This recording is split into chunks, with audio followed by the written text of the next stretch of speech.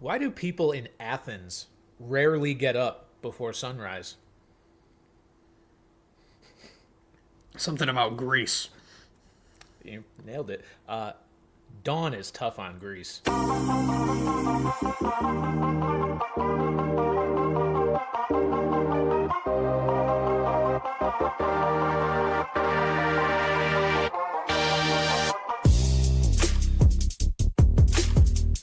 I told Pat that our dad joke today was pretty all time in my opinion. I liked it. Just because it's from the same place that I've been pulling these from for the last 2 years, and I've never seen that one. Maybe I didn't process it because I didn't think it. I don't know. I just kind of skim them sometimes, but I was like, you know what? That'll take a minute to really get, but I think it's pretty good. Welcome back to Brand Coverage, everybody. I'm Brandon Carney alongside Pat Gustafson. We've got a hell of a show for you guys today, including the segment at the very end, but we'll still be talking about it for a good amount of time. It is the critically acclaimed, very important league-winning segment.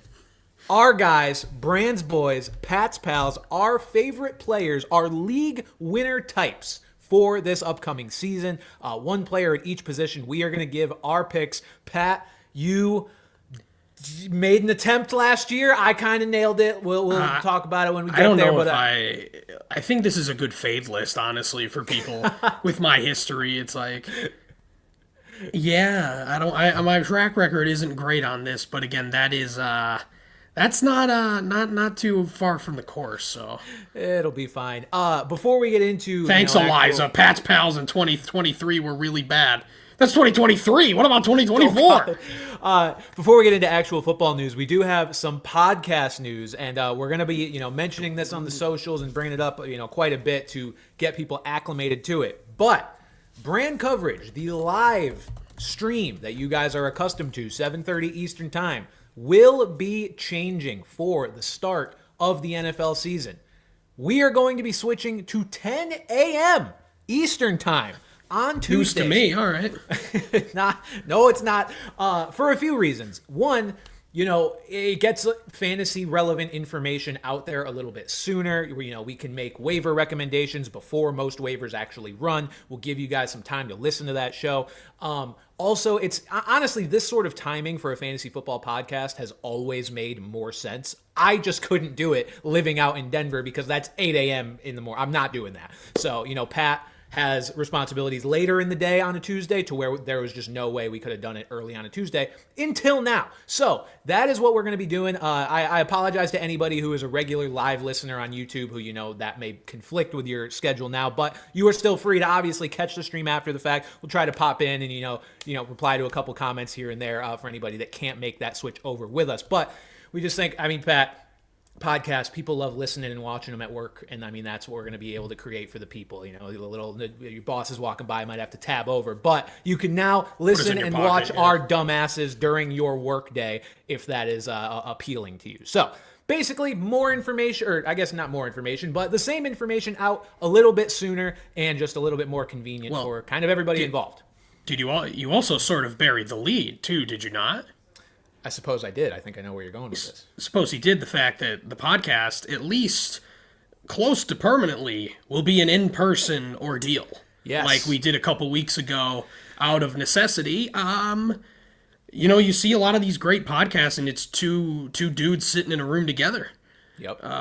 Much easier to have conversation and interrupt and scream over each other, which, now that we're in the same room, I'm going to start doing that a lot. I'm going to lay that on heavy.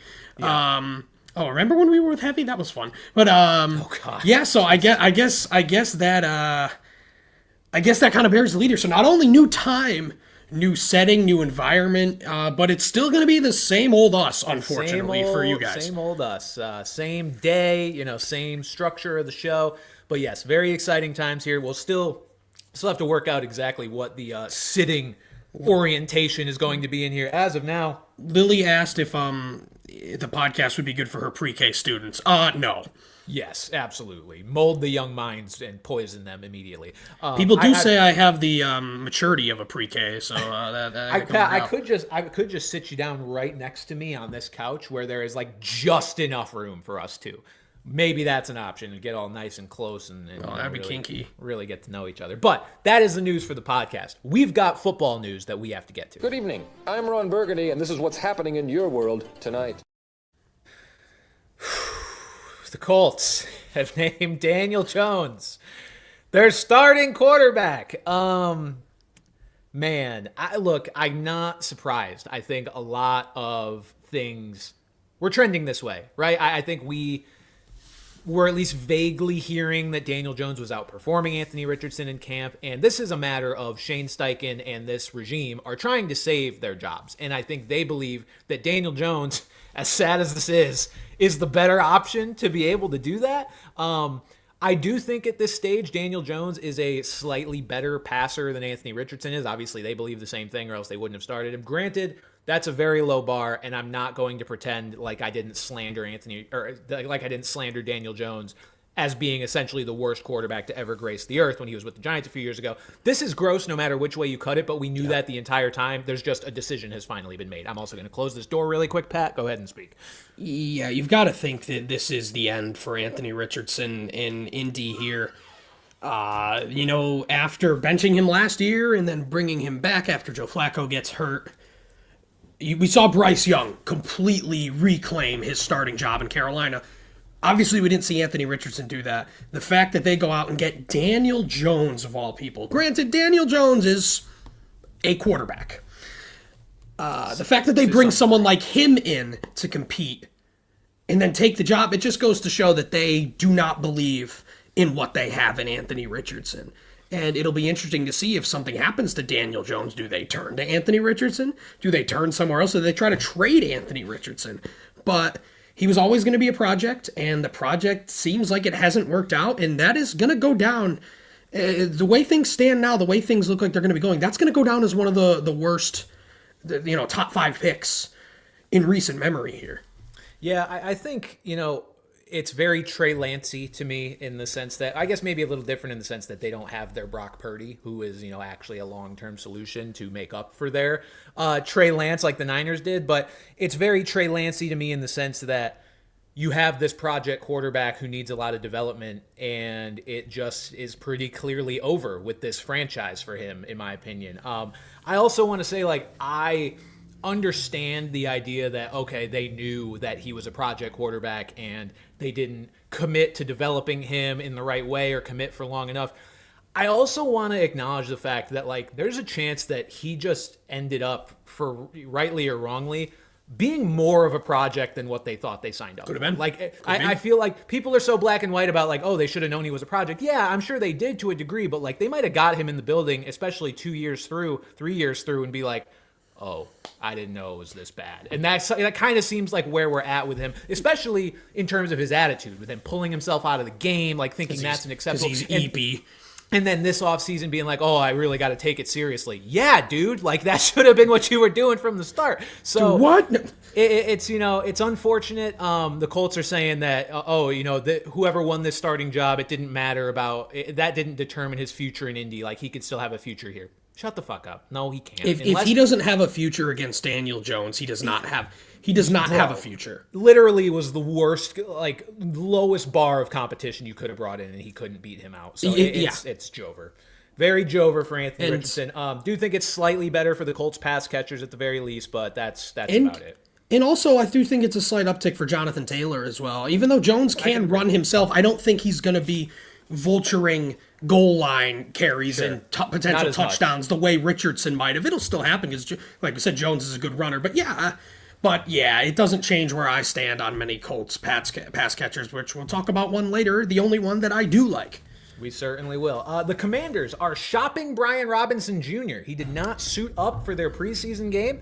This means a couple things, I think. First of all, Bill Merritt to the fucking moon, baby. Bill Merritt. We've got this 7th round pick, lighting it up in the preseason, getting all the preseason hype in the world. And then the Commanders see enough to be like, you know what, Brian, we're good. We're good, LeBron. He can take it from here. No, hopefully it does. Hopefully it works out a little better than that. But Ja'Cory Croskey-Merritt, Bill Merritt is going to be a factor this year. It remains to be seen exactly to what degree, because it does seem like the Commanders also like and used Chris Rodriguez quite a bit in the preseason. But JCM, BCM, whatever you want to fucking call him, has clearly shown enough for them to have a lot of faith. And I think Brian Robinson's done in Washington. Whether he's cut or traded, he's done, because you don't just not show up to a preseason game after that comes out and like smooth things over. Well, that's the thing, is that, until this could have just been, smoke and dust and mirrors, whatever. But the fact that him not playing in a preseason game, acknowledged to be because of that, makes it seem that, like, yes, this is in fact real. And Bill Merritt, maybe I'm going to have to eat crow at some point and say I was wrong about him. But I think we're overlooking two-time friend of the show, Austin Eckler here. We definitely are. I looked it up earlier. He's only 30. Like, yes, that is older for a running back, but I would have thought that he was like 34, genuinely. So, like, the fact that he is only 30, and sure, maybe he has lost a little bit of a step, but like you guys talked about, he was on the show, by the way, about a month ago. Go check it out if you haven't yet. But as he mentioned, he was hurt. He was hurt that last year in Los Angeles, and he probably just never got right. And last year, again, he had some concussions, and never really saw him carry the full burden. But exactly. So it's like, this could also be that the Commanders be like, oh, we had a guy who, 3 years ago was the elite of the elite running backs. He may not be that anymore, but he could still be a damn good running back. So I think this does. Bill Merritt is certainly on the menu late in drafts now, I think. But if Robinson is moved, I think this puts Eckler in a good spot, because one, it's going to be a good offense, and two, the competition, even if it is Bill Merritt, they're not going to shove him right into the Brian Robinson role or that significant of a role. So that's who I think is the big winner here, who's being overlooked in spite of how fun Bill Croskey-Merritt is and how fun that is to make that the fucking whatever you call it, the picture. Thumbnail of the video. Thumbnail, yeah. I'm definitely into Bill. I'm definitely into the memery of Bill, but I'm into him as a player and an asset as well. But this whole situation, Pat, has definitely made me more interested than I am in Bill in Austin Eckler. I was already kind of interested in Austin Eckler. We know he was going to have a role in this offense, in what we believe to be a high-powered offense, an offense probably that will face a little bit more resistance this year as well, and could maybe utilize a pass-catching back even more than they did last year, playing from behind. I love Austin Eckler as a value. I think he is certainly also, kind of a buried lead as far as this situation goes. Go out and get yourself some Austin Eckler late in drafts. I do think he'll be a very serviceable back. But Ja'Cory Croskey-Merritt also is unironically a good pick. So might have lost a step, but he is certainly far from washed. Yeah, I don't think he's lost much, but I mean, he's a little bit. But yeah, he's definitely got plenty left. Related, not super fantasy relevant, but the Bengals are also listening to offers on Trey Hendrickson, which is a development beyond them just not fucking picking up the phone. And also, Elliot Wolf of the Patriots conveniently said on like the same day that the Patriots, would be willing to trade a first or second round pick for a player that could help the team win. So we'll see if that develops. He said, supposedly they've reached out, and I mean, I would love that. He said if they, because there are guys out there, and it's just like, who? But apparently, it's obviously Trey Hendrickson. It's Trey Hendrickson. Because it's funny, because that's the big joke with Celtics fans in basketball, where it's like, anytime any star player is going, Celtics fans are just like, is for me? Yeah. So like, it's in line with the bit more Boston fans, but this one does seem to have a little, because who else could he have been talking about? Right. Rashee Rice, Pat, apparently will not be suspended until at least, or at the earliest, week 4. That is the report that we're getting, which makes things very complicated for potential Rashee Rice investors. Because before, if he had gotten suspended for however many games to open the season, you would have known how long you had to wait. Now, you can draft him. He'll be really good to open the year because he's Rashee Rice and he's on the Chiefs and he's going to be good. But then you kind of pigeonhole yourself, and you don't know how long you're going to have to hold him. The NFLPA had to push back on a proposed 10-game suspension for Rashee Rice. So let's say, it seems like they closed the book on that. It could be, but let's say they close the book on that. But let's say he gets 6, or 8 would be detrimental, but let's say he gets 6 in the middle of your season.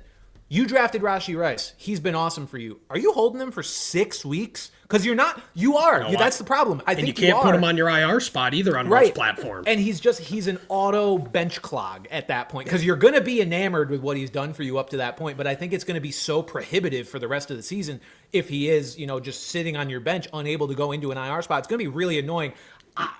I mean, like, I don't know, Pat. I'm torn on if I would want to invest in this guy or not. He's such a good player, but it's such a gross situation.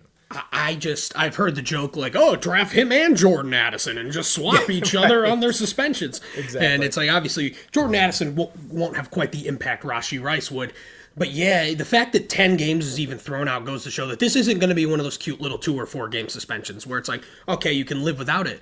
And this is unprecedented, it seems, that like, usually we always know the suspension is going to happen at the beginning of the year, as opposed to like how do we navigate this? We don't know because we've never had to before, especially when we don't know the exact number. I'm staying away from Rashee Rice, at least at ADP. I don't want to have to deal with that. If he falls significantly, I would take a stab at it for sure. But I think this even with Rice playing the first 4 weeks, this is a huge boon to Xavier Worthy, because there's going to be a several week stretch in the middle of the season where he is going to be Patrick Mahomes' number 1 wide receiver, and he will still be involved even when Rice is out there. So 100%. And the other piece of news, the Browns have named Joe Flacco their starter. So, also, again, like the Colts, kind of the expected move, positive for Browns pass catchers in theory, at least for week 1. I mean, they play the Bengals, like, start every Brown week 1, at least if you have them. They're probably going to be really fucking good with Joe Flacco under center against the worst defense ever. But I've been vocal about my skepticism about Joe Flacco being this automatic fantasy, multiplier for these guys. Like, he's definitely going to be really good for everybody. I don't know. I think this whole situation's also gross. I mean, you're assuming that this 40-year-old quarterback is going to be just great for these pass catchers. Eventually, his wheels are going to fall off, too. I don't really want to get caught holding the bag, and I don't really like any Browns anyway, other than kind of David Njoku. See, that's the only guy that I really like this for, because the end of 2 years ago, Njoku was getting peppered with targets here, and outside of Jerry Jeudy, they don't have a ton of competition there, so... But then you have to look at the fact that how long is Joe Flacco going to hold this job? Because it's not going to be for the whole season, I don't think. Yeah, I still think at some point we are going to see, and I do think it's going to be Shedeur Sanders, that we will see another Browns quarterback. So don't take much from it. I'm not like bumping Njoku. It just sort of kind of verifies why I like him. Yeah, I would agree. All right, we've got our injury report for the week.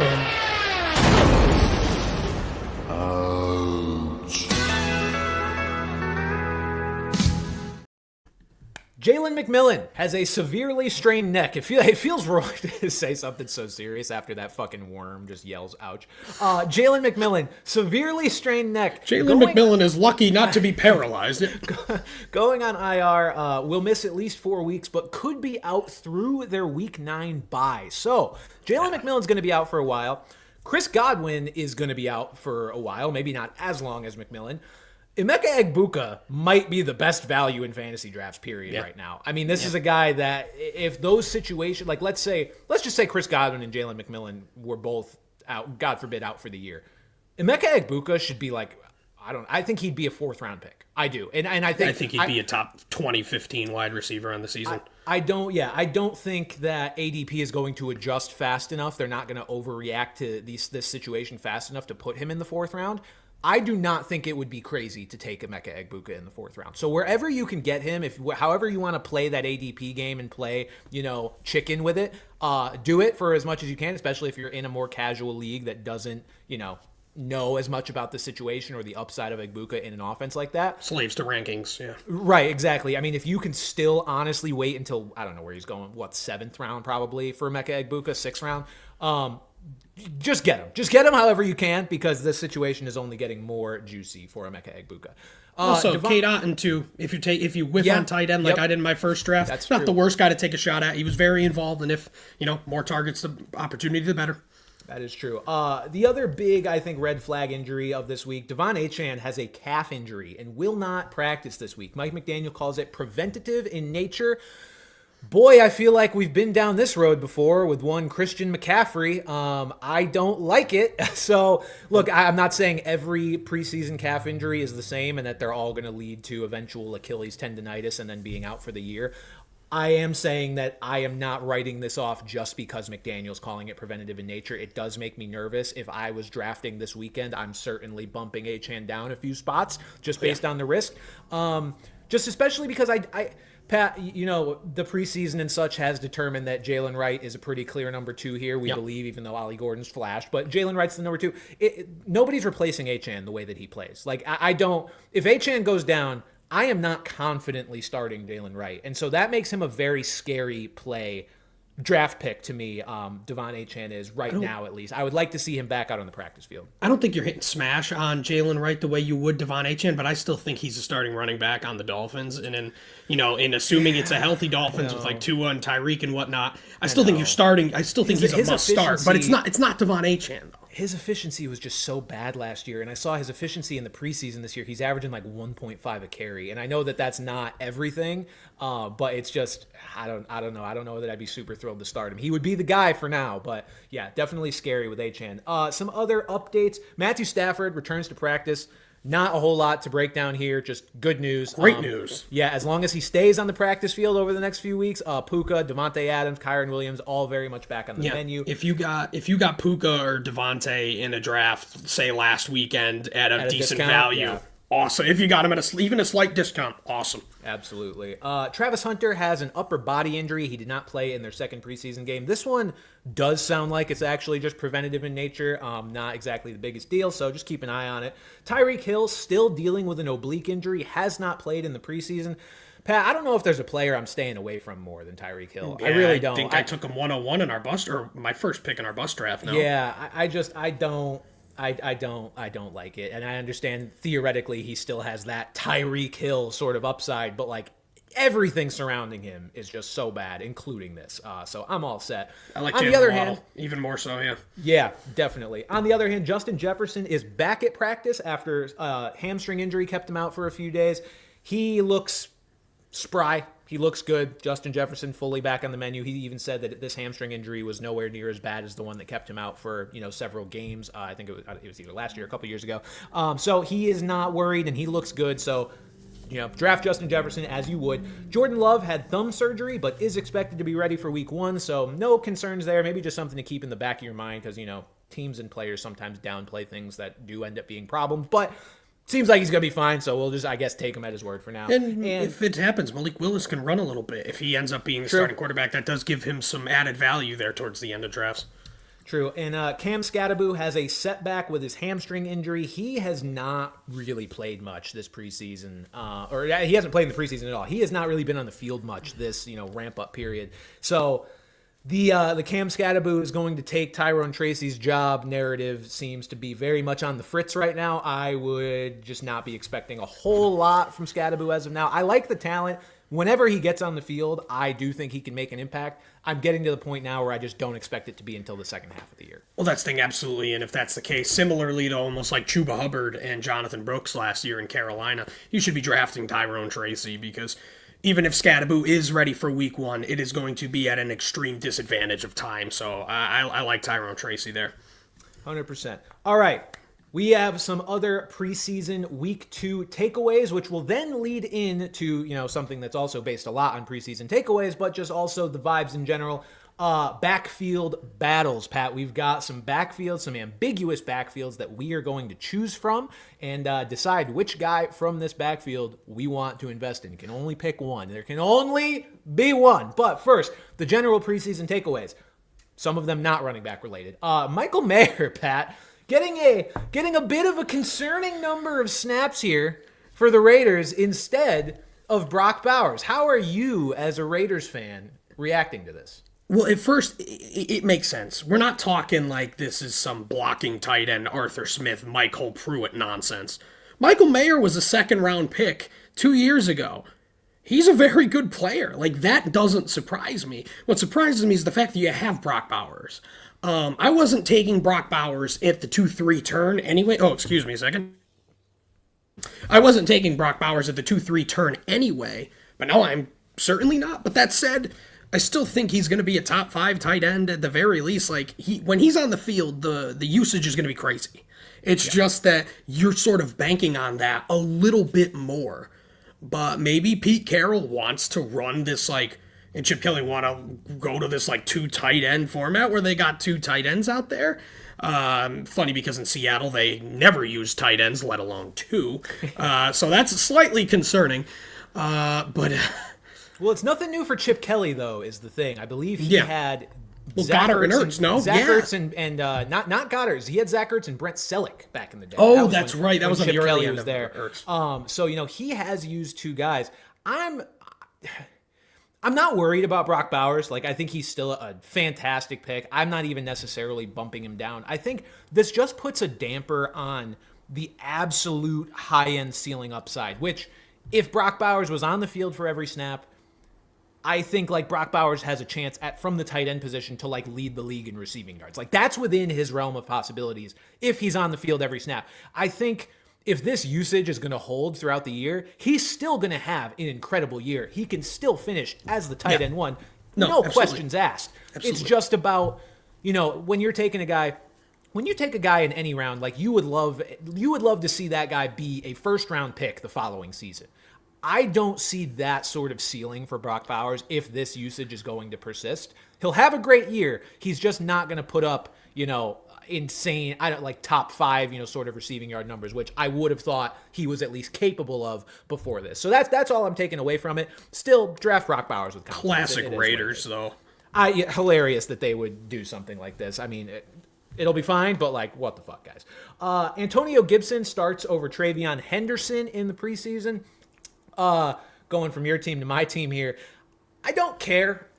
Maybe just because it doesn't surprise me. I'm not. This is going to be a committee to some degree. I think the Travion Henderson hype has gotten out of control because he's really fucking good. I understand where it's coming from. He's really good. He does everything you want a running back to do. He does all the things that we talk about you need to be able to do to be a fantasy, stud and be able to take a job when the opportunity is presented. Great pass blocker, great receiver out of the backfield. He does everything well. And then when he has the ball in his hands, he's a threat to take it to the house every single time. With that said, I'm under no illusion that Antonio Gibson and Ramondre Stevenson aren't going to take a good amount of touches in this backfield. They're going to. It's just a matter of you're hoping that Travion Henderson does enough with a bit more limited of a workload, compared to some of these other backs around the league, and that he can slowly siphon off that job from these guys throughout the year. Would I be surprised if by week 4, Antonio Gibson's getting 2 touches a game and Ramondre's getting 8 and Henderson's getting 16, 17? No, I would not be surprised to see that at all. But I doubt it's going to happen right off the bat. The Patriots have always used multiple backs, and I know you're like, oh, Patriots, a different system. No, it's fucking Josh McDaniels. So it's very likely that he continues to use multiple backs. With that said, I'm still not afraid of taking Travion Henderson pretty early. I don't know how early. I think maybe I'm probably not comfortable with him until the 4th at the very earliest, but I'm still comfortable with him in the 4th just because of all the things he does well. I think of guys in terms of a floor and ceiling outcome. I think his floor outcome is still serviceable flex, putting up 10 PPR points a game at least, with the ceiling for so much more. So I don't care that Antonio Gibson started over him in the preseason. He was going to be involved. Any Patriots fan was very aware of that. Yeah, I don't see much in this either. No. Jaden Higgins and Jalen Noel are not playing much with the starters for the Texans. Now, this one is notable. Honestly, haven't heard a ton of buzz about either of these guys. I think, honestly, I've seen a little bit more about Noel than I have Higgins, and Higgins is one of my, favorite sleepers at the end of the draft, or at least he was. But they are not playing much with the starters. Christian Kirk is looking more and more like he is going to be relevant, at least early in the season, and Xavier Hutchinson is also going to play a lot. So I'm kind of out on these guys for redraft right now. Another thing to note too is you could say Dalton Schultz. No, Cade Stover is playing a lot in preseason games, and he's playing with starters as well. So it seems that even Dalton Schultz's job is getting murky there. Outside of Nico Collins, I guess I would say Christian Kirk next, just because he's an established guy. They went out and got him specifically, and these 2 rookies have seemed to at least not yet be seizing any opportunity. So, and the thing with Kirk is, Pat, we talked about before, a couple weeks back, how he was being talked about as the slot superstar of the Texans, and he's just going to be a monster in the slot. It sounds like he's going to be playing outside in some of these 2 receiver sets. That was where we were kind of in on Jaden Higgins, was we expected him to hopefully get that role. But now it doesn't sound like it's going to be Higgins. It sounds like it's going to be Kirk. And then after him, it sounds like it's going to be Hutchinson, at least to open the year. This is a case where there are a lot of rookie receivers that do not break out until the second half of the year. But then they really break out. I could see that being the case with Higgins and or Jalen Noel. Just guys that my hope for them to produce early in the season is certainly diminishing. And the Jaden Higgins pick of, at least on Underdog, Pat, he's going inside like the top 100. Yikes right now. No. That's a big yikes. No way. Tyler Warren played all but one snap with the starters, and then he played all 20 snaps with the starters last week. To the moon for Tyler Warren. And on a lesser note, Chigakonkwo in Tennessee, I don't think he's going to be a similar value the way Warren is. You're right, he's going to be a better value. He's the clear-cut tight end in Tennessee. I don't even remember. Josh Wiley? Is that who am I thinking of? They drafted Gunnar Helm. Gunnar Helm is the threat there. But who was the guy last year that got buried on the depth chart now? But it was Josh Wiley. I don't know that he's on the team anymore. He may not. So whatever it was, it's Chigakonkwo's role there. We'll see how much they use that here with Cam Ward. But something to note again, because tight end does get yucky, and there may be like in the first draft I drafted 3 of them, and they were all disgusting. Chigakonkwo has some merit at that point, some Croskey-Merritt at that point. Yeah, I like it. All right. Backfield battles. Again, we are going to take a lot of what we've learned from this preseason and apply it to this. It's not all preseason reaction to determine who we like the best in these backfields, but it is a part of it.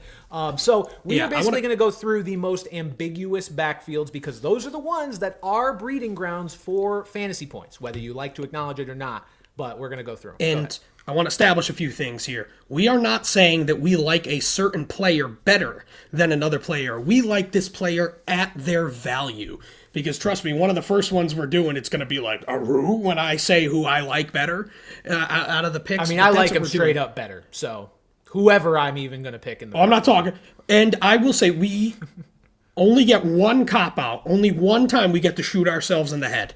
Because if not, we have to make a choice here. We have to say, gun to our head, right? Who would we pick? We do get one trigger pull. And let's start with the Bears where I am pulling the trigger.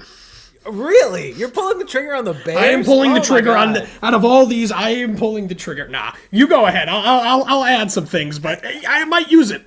I mean, it's Kyle Monangai. It's DeAndre Swift. I went through and just wrote little blurbs on it. I don't know if I mentioned this last week. I may have. I went through and wrote little blurbs on like every top 35 running back just for my own usage of like to get my thoughts down on paper of what I think about them. When I got to DeAndre Swift, all I wrote was no, never, not even if there's a fire. DeAndre Swift could not be further off my fucking draft board. You have no idea. So look, I am not sitting here and telling you guys that I think Kyle Monangai is going to take over this backfield and, pull a Ja'Cory Croskey-Merritt and be a guy that emerges from the 7th round and immediately is like super relevant in this backfield. It may take a while. He may not do much all year. It may just be a murky 3-way backfield. They may still fucking sign Jamal Williams. He's still a free agent. They worked him out a couple weeks ago.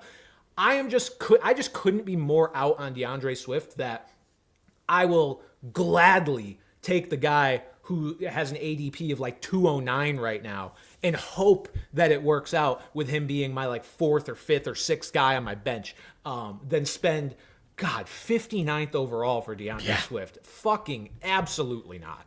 That's why in this instance, I'll actually go Roschon Johnson, who's going even further back here for the same reasons. Just Devontae, Jesus Christ, Patrick, DeAndre Swift, sign him. Deontay Foreman, get him.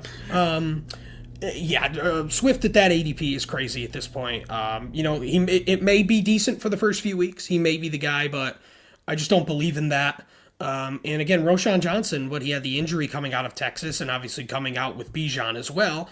You kind of get overlooked, but he was a kind of a hyped up prospect at one point. So maybe he's the guy that Ben Johnson latches onto. Him and Monangai are essentially the same, where they are such late flyers that it doesn't really matter. But I think what matters is we are saying take the flyer, don't take DeAndre Swift. Yeah, absolutely not. All right, we've got the Cleveland Browns here with Jerome Ford at RB 48, Dylan Sampson at RB 55, and Quinshon Judkins. Pat, is this right? RB 33? Is that just it hasn't adjusted fully after his fucking? It must not have. All right. Well, it's pretty easily not Quinshon Judkins for me at RB 33. I mean, I know we all got the update of him being cleared of whatever the fuck he did. That's great and all. Pat, has he signed his contract yet? No.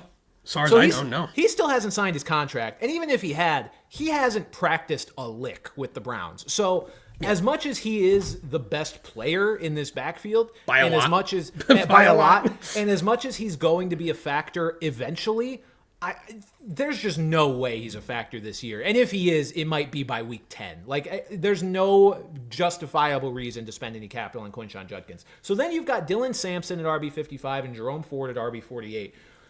Again, let's pretend that Joe Flacco is going to make this offense at least serviceable and there's going to be scoring opportunities. I don't know. I don't like either one. That's the thing. I might pull the trigger here. You think about it. They did not go and add any running backs that were already in the NFL outside of Jerome Ford.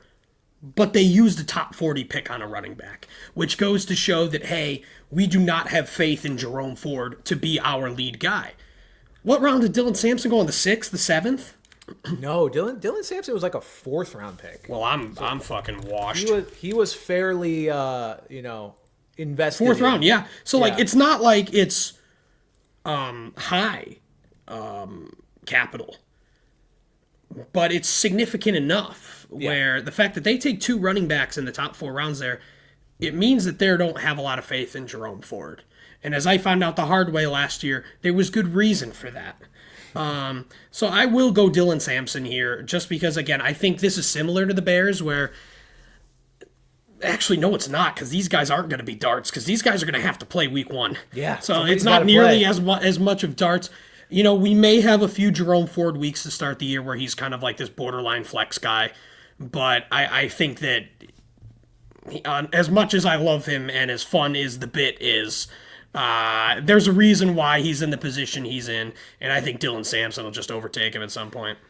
I'm not going to pull the trigger yet. I am going to take Sampson as well. I wanted to look up to see what sort of work he's been getting with the first team, and he has been increasingly getting a lot more work with the first team as camp has gone along. So I think there's a chance that he's really the most overlooked and possibly impactful rookie running back out of all of them. Yeah. Will I pick Jerome Ford as my pal in 20 minutes? Stay tuned. Fuck. Great teaser there. All right. The Dallas Cowboys. This is a good trigger pull here. Javonte Williams, RB36, Miles Sanders, RB66, and Jaden Blue, RB42. This is no question. Really? It's for me. It's Javonte Williams. Not that I have super high expectations for it. It's not Miles Sanders. It never was Miles Sanders to me. Would I still take a flyer on Jaden Blue with the big possibility? Absolutely. But Javonte Williams is sitting with the starters in preseason games. He's working with the starters. He is the guy at the moment. And again, will that be the whole year? Perhaps not. But I think that Cowboys offense has enough value and enough scoring potential for him in those first portion of the season that's worth it. And at that ADP there to get him, RB36, God, 112. Come on, math. Oh, that's the 10th round. I think a starting running back on the Dallas Cowboys, who at least I think will be a good offense, is very good value.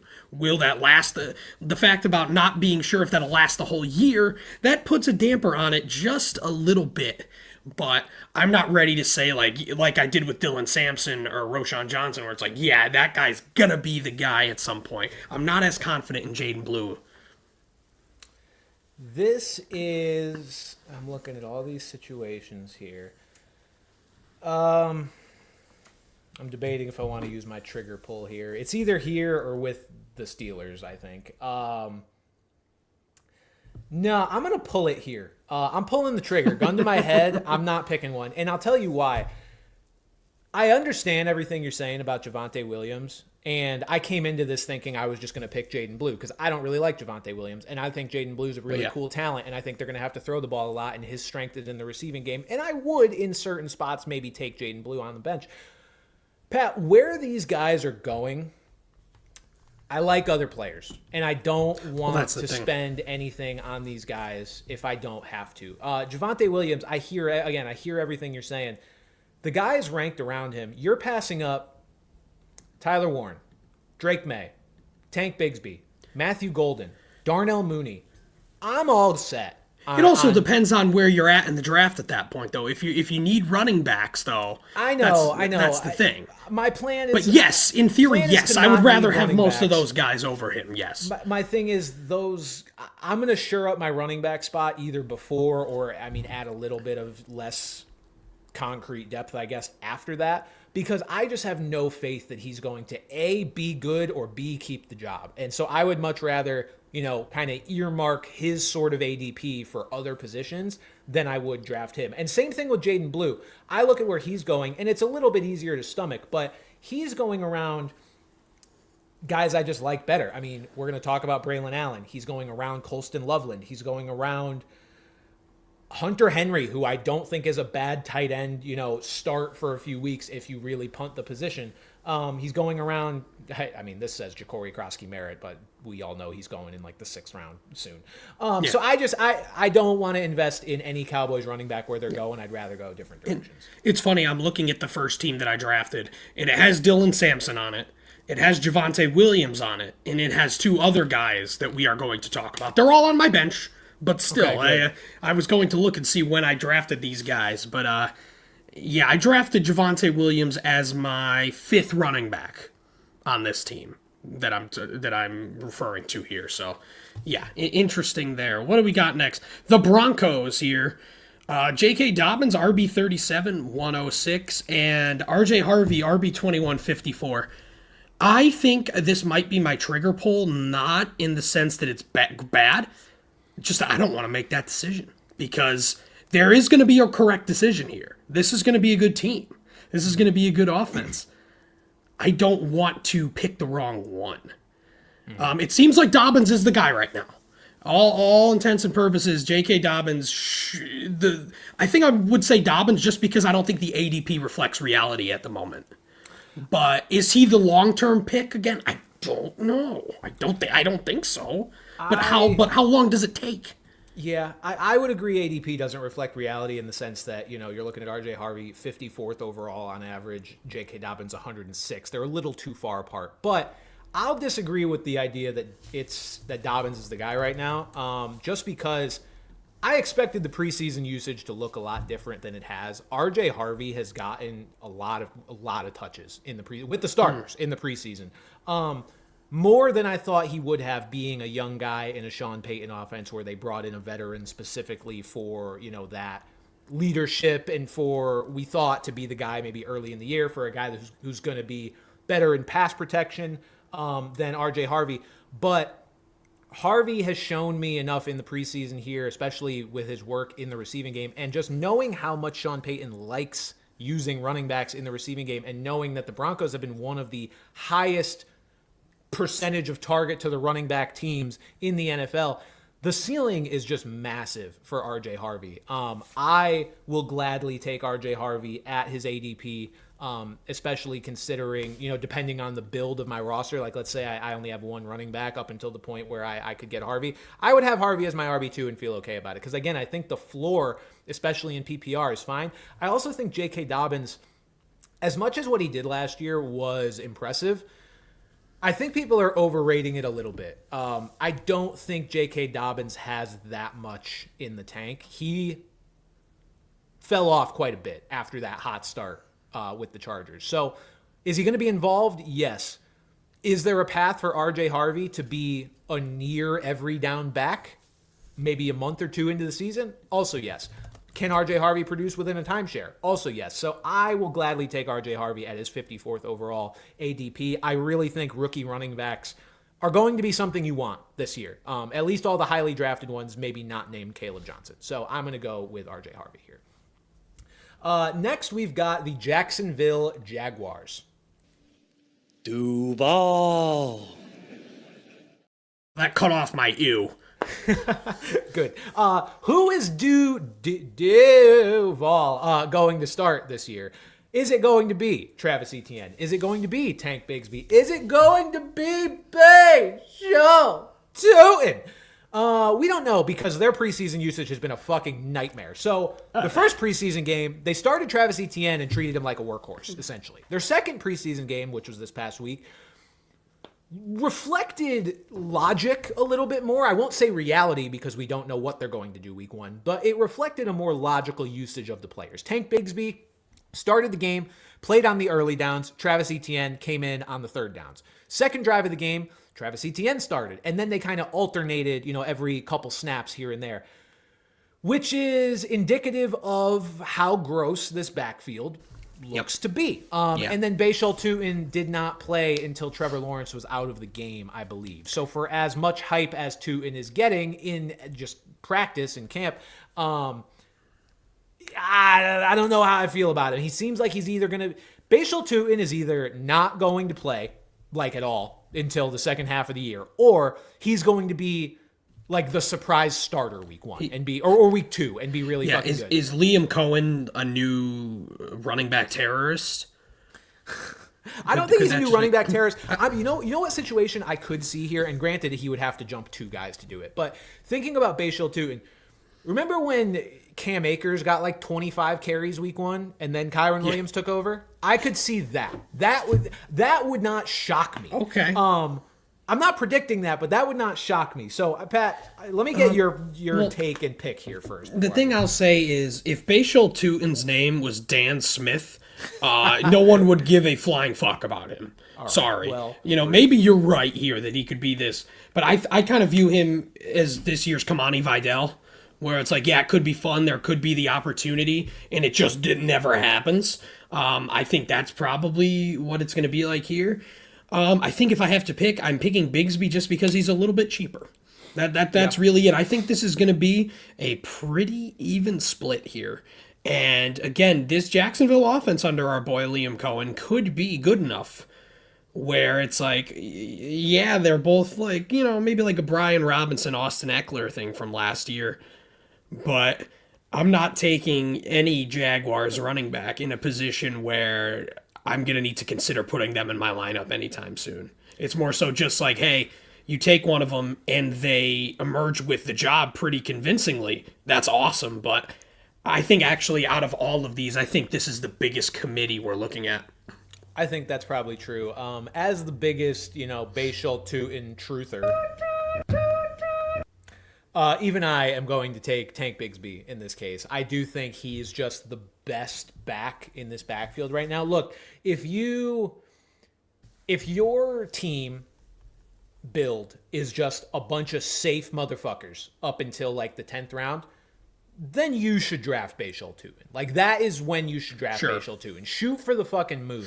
But Tank Bigsby to me, Pat, is a guy like much like why I would pass on Javonte Williams. Like if I needed a running back at that point, give me Tank Bigsby. Like Tank Bigsby is a guy that I think you can confidently start and know that he's going to get you something, and is going to have probably a pretty hefty majority share of the goal line work of an offense that we do think can move it a little more this year with Liam Cohen. So I will also take Tank Bigsby I just there. don't know how much I believe in Travis Etienne at this point. That's the I know thing. exactly how much I believe in him, and it's 0. In Bigsby, we haven't quite seen him get the big enough opportunity because maybe we just haven't. We're never going to see anything out of Tank Bigsby, but we really haven't seen him get the same kind of opportunity Etienne has to come to that conclusion. Yeah. The Minnesota Vikings, Aaron Jones, RB 27, 68th overall ADP. Jordan Mason, RB 34, 92nd overall ADP. Ew! That was an aggressive ew. I would take Jordan Mason here. Same I may deal regret here. this one, but I would take Jordan Mason. I do think Aaron Jones, this will be something at committee. I think Jones will kind of have the edge, maybe like 60-40, that kind of deal. And again, it's just frustrating because this is a good enough offense where a bell cow running back or, someone getting, say, 75% of the carries, 80% of the carries could be huge. Could be a huge asset to a fantasy team. It's just the fact that, Aaron Jones has had his injury issues. Granted, didn't miss any time last year. He was banged up a lot, but he didn't miss any games.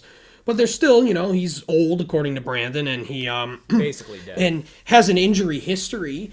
Made them, and they had the opportunity to go and get Jordan Mason, who proved when Christian McCaffrey was out that he can perform. And you could say like, oh, any running back can do well in a San Francisco offense, blah, blah, blah, blah, blah. Well, he's going to a Kevin O'Connell offense here, who is kind of right behind McVay and Shanahan in terms of these offensive geniuses at the moment in the NFL.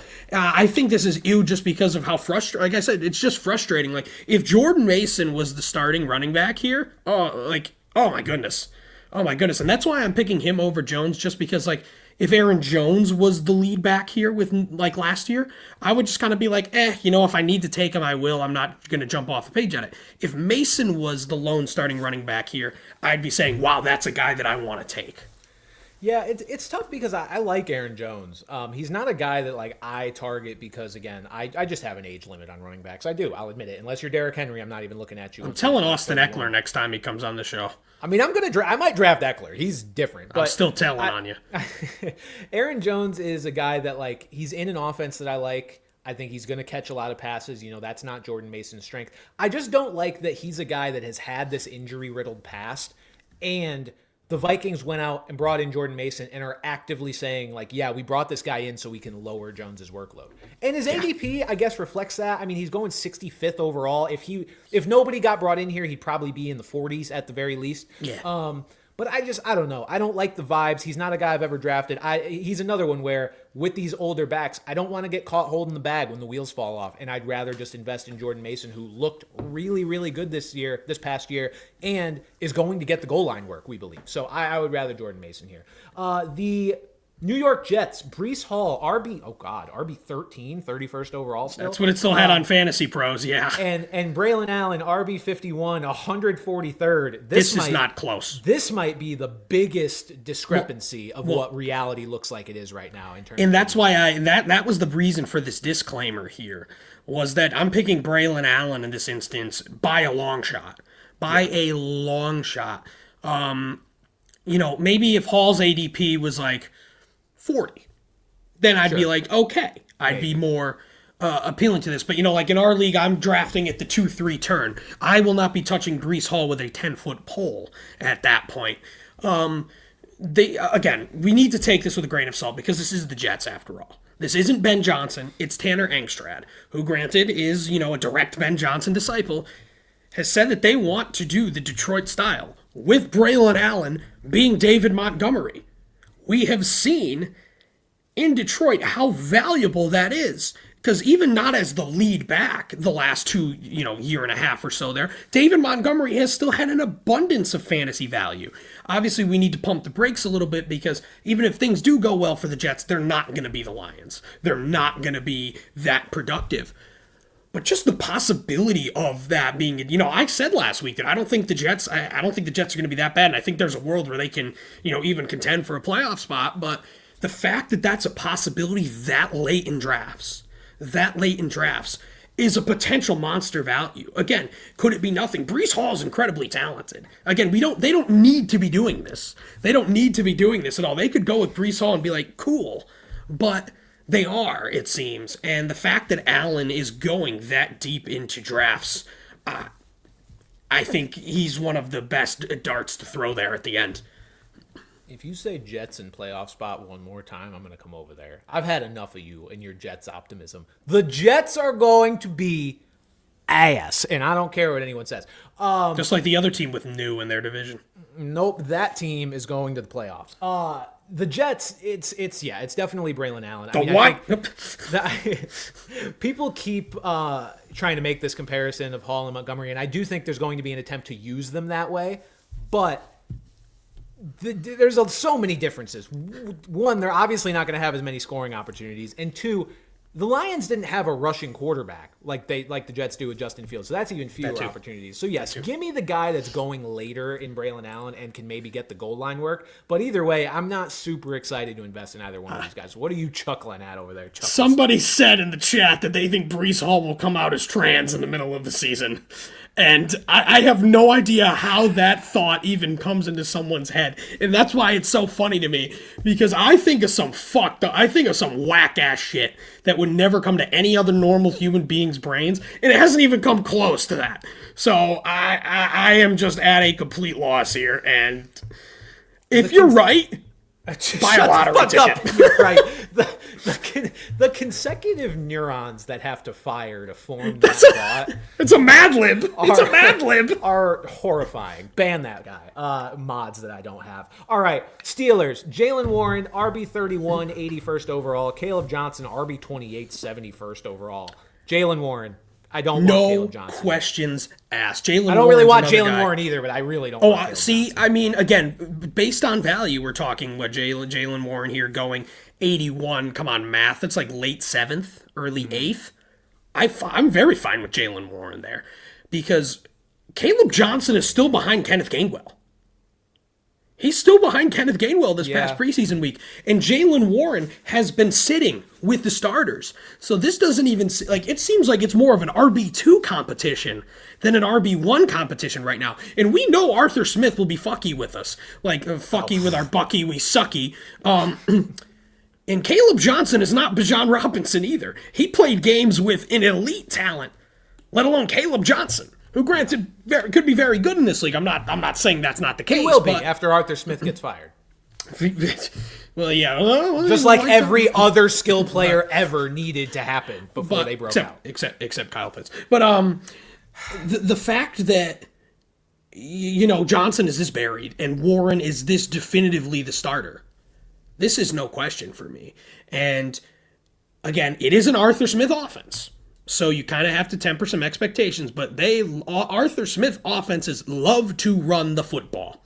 It's just a matter of with whom. And it's not going to be Kenneth Gainwell. He'll be out there as the third down back. And right now it certainly seems like it's not going to be Caleb Johnson. And they did say, we kind of didn't believe them when they were like, oh yeah, Jalen Warren, we'd be fine with him as our RB1. We were kind of like, yeah, sure. I think that's what's happening here. And again, it's not the most exciting thing. That's why the ADP is appropriate here. Even if Jalen Warren is the clear-cut guy in Pittsburgh, I think this is still an appropriate ADP because there's the question is just like, is this offense going to be hot dog ass with the combination of Aaron Rodgers and Arthur Smith here? Probably. But yeah, this is not even, I almost didn't even put them on the sheet, quite frankly, because I didn't think it was necessary. I don't like the pick. I'm not going to be drafting much Jalen Warren, but I will say if your draft goes in such a way that you are desperate for a running back by this point, I do think he kind of represents a tier break, only because the guys going right behind him, I mean, Joe Mixon, complete fucking wild card at this point. And then the next running backs up are Brian Robinson, Travis Etienne, Jordan Mason, who we like and I think would take over him. But other than that, there's just not, Zach Charbonnet, Javonte Williams. I do like Jalen Warren more than most of those guys not named Jordan Mason in the sense that I'd feel more comfortable plugging him into my lineup in an absolute emergency situation. Still, I'm targeting other positions at the point where Jalen Warren's again, that's the thing, yeah. If you're not going to be picking a guy like that at that range, you don't have to think much about him. But Jonnu Smith is the correct answer for starting running back. All right, Eliza, that's 2 strikes. I don't know what the first strike was, but that's 2. And the Texans now, yeah, you mentioned our boy Joe Mixon. Mm-hmm. You got Nick Chubb. I think he might not be playing all year. I think you that's got where Dameon Pierce. I mean, the obvious answer here is somehow Nick Chubb, but this is a situation that I'm just completely staying away from because let your league mates take Nick Chubb. Go with he's a starting running back. The name value. I don't consider myself to be a Nick Chubb hater. I very much like Nick Chubb as a player and as a person, but I don't believe in him much after just this series of serious injuries here, man. It's unfortunate. But at the same time, it's like he is going to be a starting running back. You and I both have been very bullish on this Texans offense here. Mm-hmm. And that has value. That does have value. He's still going to be good at the goal line. But we will see Dameon Pierce when he gets back to health. And we will see Dare Ogunbowale. We will. And in the weeks where Joe Mixon was hurt last year, we saw a lot of Dare Ogunbowale in third down. So this is not a backfield that I am taking unless I accidentally go 0 RB for the third straight year and absolutely have to. That's why I might just pick a running back in the first round so I don't even give myself the chance. Give myself the fucking chance. You fucking should. I think I'm gonna. But But yeah, Dare's fantastic kicker. Yes, he is.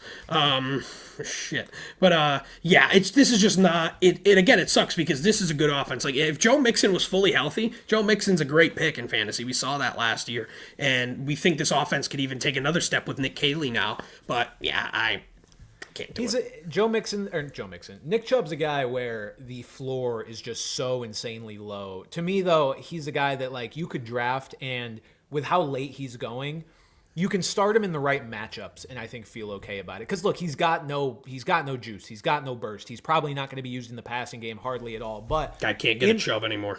But in the games where the Texans are going to score a lot and they will eventually face weaker run defenses, and it just doesn't matter who's back there, he's going to be the guy that's back there until Joe Mixon gets back, if he gets back. Or at least we think that's how practice reps and preseason is playing out.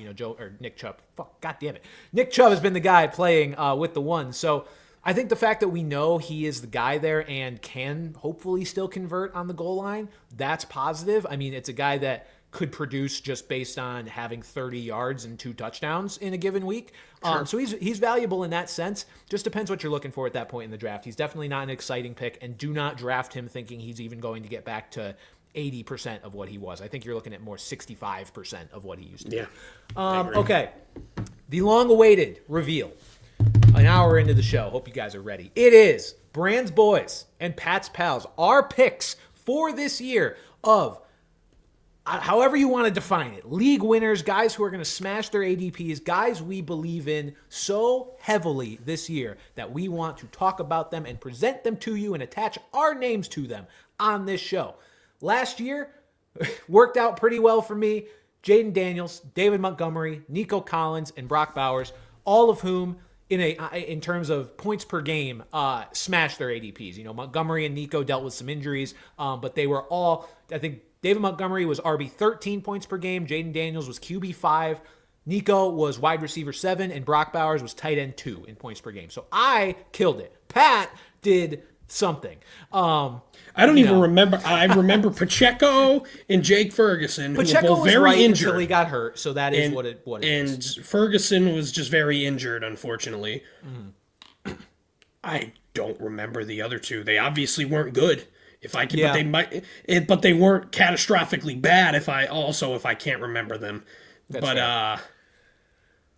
Yeah, I have no fucking idea. But that's this year, all right. New year, new us. But look, I mean, I picked some great picks last year, so hopefully I can replicate that this year. These are the guys I am presenting to you. You should draft them everywhere you can. Pat, and don't draft the guys I say. Who do you want to lead us off, Pat? You want to go first or me go first? Well, I mean, I figured since you said with picks, I'll start off our picks with our boy Bo Nix. New York Knicks. The Bo Nix is my pal at quarterback, and I mean, somewhat spoiling Brand's pick here. It's a similar thing where it's like there's rushing upside. That's what I think is what puts Nix in. He's certainly a tier down from the top 5 guys. And even a little further potentially, but you are looking at a guy who really showed out at the end of the year last year. I didn't really have any expectations for the Broncos last year. I just thought they were kind of going to be a football team that was out there. They were going to exist. Like that's really what I thought, and they really got it together under Sean Payton a lot sooner than I thought they would. And the fact that they did that last year and now have a whole offseason to build on that is just huge for Bo Nix's development. It's just huge for them as a team here. And if you don't want to use a high pick, I should have wrote his ADP down, you stupid fat bum. Jeez, sorry. Whoa. God. Woo, sorry. All right, but Bo Nix, QB 8, 77 overall. So that's round 6. So it's hefty. It's hefty there. But actually, based on this list, I'm going to say it. I'd rather have Bo Nix over Patrick Mahomes and Baker Mayfield. Honestly. So, I'd put him as high as my QB 6 here going into the season. A lot of rhyming here. Pick 6 Nix. Hopefully doesn't do a lot of that. But you saw the rapport with Cortland Sutton. You go and you get Evan Engram. You draft Pat Bryant. Marvin Mims actually seems to kind of be a thing. You draft RJ Harvey to boost your run game. They have a great offensive line. everything is coming together where I think, and again, he's got the big arm, he's got the legs, he's just got it. And again, I think this was kind of the ceiling for Bo Nix, but the question going into when him being drafted was, can he hit his ceiling? And honestly, the answer was yes, and it happened a lot sooner than we thought. So, Bo Nix, all aboard. Everybody do not draft him. Everything is definitely around Bo Nix for him to succeed. And I think, again, I always think of guys in terms of floor and ceiling. And I think Bo Nix absolutely has both. It's hard to envision a world where he absolutely craters this year, just given what is around him and the coaching that he has and the offensive line. I mean, that's always my favorite thing to look at in terms of, projecting a quarterback. Are they going to get killed all the time? No, he's not. My boy here at quarterback, Pat, is a guy who I expected his ADP to rise throughout camp, preseason, just any time over the last few months, and it just really hasn't. No. It's Drake May. Yeah. I'm a Patriots fan. Nobody's going to be surprised here. I've got this over here, ready to rock for the occasion. The old Drake May jersey. I do have my new Max Crosby jersey on today. For those watching live on YouTube. Pat, when are we going to learn our lesson with these rushing quarterbacks? When? When are we going to stop letting rushing quarterbacks, regardless of how good they are as passers, keep going outside of the top 12? We've got Justin Fields going as quarterback 11. Justin Fields, I'm not sure can read. And yet he's quarterback 11 on consensus rank. That man cannot throw the ball. And yet we've got Drake May, who granted might not run as much as Fields, but runs a fucking lot. Pat, I understand he's not as mobile as a guy like Jaden Daniels. Or is he? Because May averaged 4.1 points per game on scrambles last year, while Daniels averaged 3.9. Now, obviously, Daniels had a lot more designed rushes, which is why he still finished, well ahead of May in rushing yards per game overall. But May was scrambling quite a bit, and our offensive coordinator, Alex Van Pelt, last year, straight up admitted that the Patriots limited the designed runs for Drake May because the team was so uncompetitive. They did not want to get him hurt. The Patriots, especially with that O-line. The Patriots are going to be competitive this year. They are, whether they actually hit the playoffs or not, like I am predicting they will, bullishly. I don't know. But either way, this is going to be a team that is not an embarrassment this year. They are not going to limit his designed runs in any way, shape, or form. And in fact, Josh McDaniels has been talking all offseason about leveraging Drake May's athleticism. Pat, do you know who had the most designed quarterback rushes in a single season since 2020? It was Cam Newton on the Patriots. Do you know who his offensive coordinator was? Josh McDaniels. It was Josh McDaniels. Or as I like to call him, Kyle Shanahan. As he liked to call him, Kyle Shanahan. Add in the fact that the Patriots have completely rebuilt the receiver room to at least house a bunch of semi-competent pass catchers finally. And the fact that despite the absolute natural disaster of a situation that Drake May was in last year, in games that he started and finished, he averaged 18.2 fantasy points per game. It can go nowhere but up. I am all in on Drake May. He's going to run more than people realize he will. He's going to be better than people think he will. People think he will. I'd be very surprised if he's not at the very least a top 10 quarterback. He's currently consensus QB 14, and he absolutely has top 5 upside, at the very least top 7 or so upside, just based on the running. No, I'm with you. Drake May is still a value. I thought him and Dak were going to be the guys that flew up draft boards, and they really haven't. So, yeah, you're getting a guy outside of the top 12 that could very well be a weekly starter. So, no, I'm as much as you're biased and you stink, I don't disagree. I do not disagree here. Okay, running backs. If you've watched this goddamn show or listened to this show, since the whole offseason, you knew the answer was going to be Chase Brown. If I'd be CB Glazer, if I had to change my my username here. Yes, they bring in Samaje Perine in Cincinnati. Samaje Perine is old and bad. Yes, he's a good pass protector and he can catch the ball on third down. That's great. We saw Chase Brown explode last year without Zach Moss. And they went in and they went and got Khalil Herbert. And people were like, uh-oh. And he didn't see the field. He didn't see the fucking field. They got the chance to see Chase Brown be able to do everything. To be a rusher inside the tackles, on the short yardage, to catch the ball really well outside of that backfield. And this offense, say what you will about the Bengals and their defense, this offense is going to be stellar. A stellar offense. They have one of the best quarterbacks in the league. They have the best wide receiver in the league, in my opinion. You've got T. Higgins, and you've got Chase Brown, one in a situation where he is going to be the top dog and get a ton of scoring opportunities. And even with P. Ryan, he will still get his fair share of catches, which really helped boost his value last year. The fact that he's going in the late second round right now is nuts to me.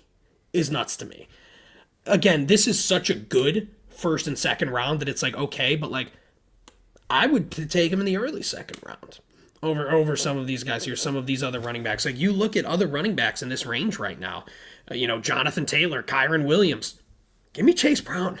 Then it comes to our boys Bucky and guys like Josh Jacobs, and it's like, okay, then let's have a conversation. But you are looking at the number one running back in the best offense in football, who they do throw a lot, but it's not like they never run the ball. Chase Brown is still going to be in a situation where he's going to be able to get up to 20 touches a game here. The fact that he's going as low as he is, which is, again, somewhat justified. It's a really good first 2 rounds. It could be absolute gold. Yeah, I see the upside case for Chase Brown for sure. I don't think I'm as bullish on him as you are. And it's definitely the more paranoid approach to Chase Brown that leads me to this conclusion, because I see everything you're saying.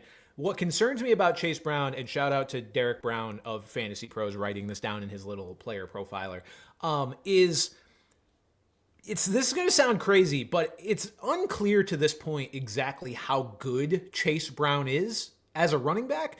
Among 46 qualifying backs last year, Chase Brown was 25th in explosive run rate, 26th in missed tackles forced per attempt, and 33rd in yards after contact per attempt. Those are just not metrics that say this is a guy who is, a Jonathan Taylor, a Saquon Barkley, a Christian McCaffrey in terms of talent at the position.